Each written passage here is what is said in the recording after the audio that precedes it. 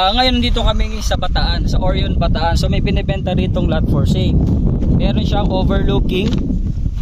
Makikita nyo yung Manila Bay dyan. Medyo foggy lang siya kaya di pa makita. Ngayon pag sa likod ko naman makikita nyo yung mountain view. So sa mga view muna tayo. Tapos mamaya makikita nyo dun yung Mount Samat. So ngayon explain lang natin. May hawak akong lot plan. So dito papakita namin dyan mamaya sa video sa screen, sisingit namin. Ngayon may mga sold na rito. May mga nagpa-reserve na, may mga payment terms na sila. Ngayon sa kinakatayuan ko ito available pa. Yung property din sa tent sold na yon. Okay? So dito sa Barangay Road. So sa Barangay Road makikita natin hindi pa siya ganun ka-develop. Kasi nga nag-umpisa pa lang tong property for sale na subdivide. Ngayon ang minimum cut nito ay 500 square meter. Ang frontage niya naglalaro sa 15 to 20 meters frontage. Ngayon, ito sa Barangay Road, along Barangay Road lang may mga sold pa, makikita nyo rito sa lot plan mamaya. Ngayon, kung mapapansin nyo, wala pang mga poste ng ilaw, tubig. Pero pag may mga residents dito, siyempre asikasuhin ng developer yun. Ang gaganda lang dito, 30% down payment, pwede ka na mag-build ng sarili mong bahay or kubo-kubo or mag-farming ka. Yan. So ngayon, makikita nyo na yung Mount Samat. Ayan na siya oh. Diba? Napakalapit lang yan. So magandang view yan sa left side.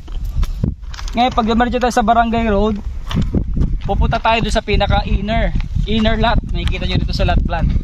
Tara. Tara tayo.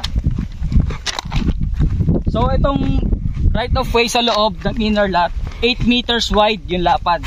So napakalaki. Pwedeng magkasalubong yung sasakyan. So ito na siya. Makikita nyo. Ayan. Tiyan. So makikita nyo, pababa siya. Okay? Ngayon, siyempre baka mamay isipin nyo, baka mamay may dumadaan dyan na tubig.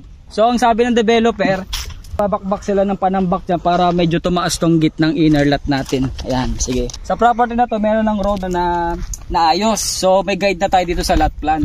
So maganda rito makuha nyo yung mga corner lot kasi sa lot plan makikita nyo, meron kang right of way sa gilid, sa likod, sa harapan. So maganda siyang investment. Ayan. Tsaka malamig yung klima rito. Baba pa tayo. Tara.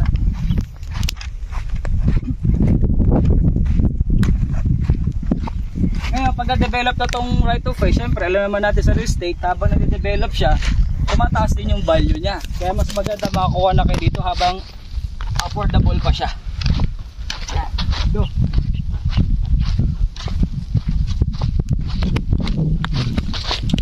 Ideal din to sa farmhouse kung mahilig kayo mag-farm. For example, kuha kayo ng 500 square meter para sa bahay nyo. Kasi another 500 square meter, pwede nyo gawing farm. Pang personal use lang naman siya na farm. Siyempre alam natin mahal yung mga gulay. At least diba meron kang pananim, sarili mong lutong pinakbet. Ayan. So ngayon sa lot plan makikita nyo dyan, nandito ngayon ako sa block 2. Ayan, ito yung block 2. May left side at may right side. Okay. So ito yung pinaka inner lot natin kung saan ako nakatayo ngayon. So ito papansin nyo napaka sobrang slope.